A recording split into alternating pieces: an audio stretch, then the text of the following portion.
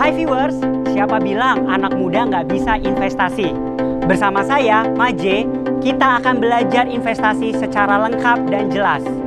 Selamat datang di Ngopas, ngobrolin pasar modal, JPNN Series Milenial Main Pasar Modal by Rekom. Lawan inflasi dengan investasi. Happy cuan!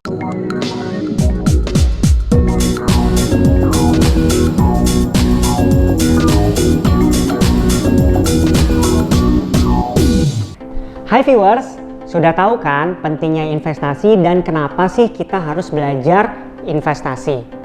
Nah, saya mau bagi-bagi tips nih, gimana sih caranya investasi? Yang pertama, benerin dulu mindset kita. Investasi bukan cara cepat untuk menjadi kaya. Investasi nggak melulu ngomongin cuan, cuan, cuan.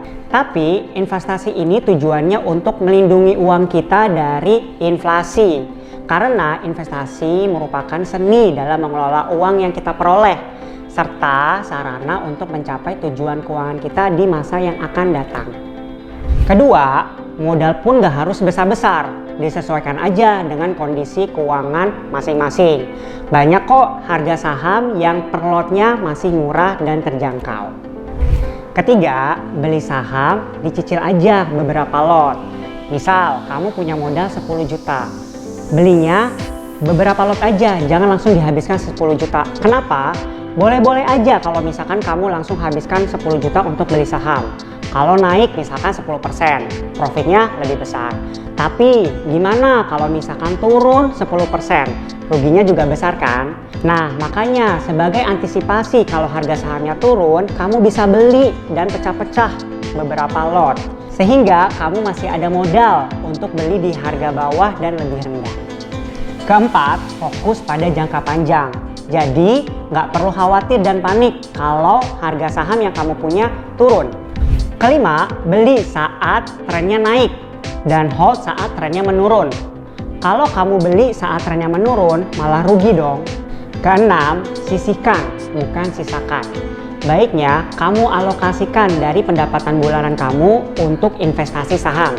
Misalnya 10% sampai 20% dari pendapatan kamu. Jangan disisakan di akhir. Kalau ada sisa, kalau nggak ada, nanti nggak mulai-mulai investasi sahamnya. Terakhir, sambil berinvestasi saham, kamu juga perlu berinvestasi ilmu. Kamu pelajari tuh gimana sih cara pilih dan analisis saham yang oke buat investasi jangka panjang. Sehingga kalau sudah tahu cara dan ilmunya, kamu nggak akan salah beli saham. Demikian tips dan trik investasi saham. Anyway, ini materi terakhir dari Ngopas Ngobrolin Pasar Modal, bagian dari JPNN Series Milenial Main Pasar Modal. Semoga semua materi yang sudah disampaikan bisa menjadikan pencerahan dan pemahaman bagi viewer semua.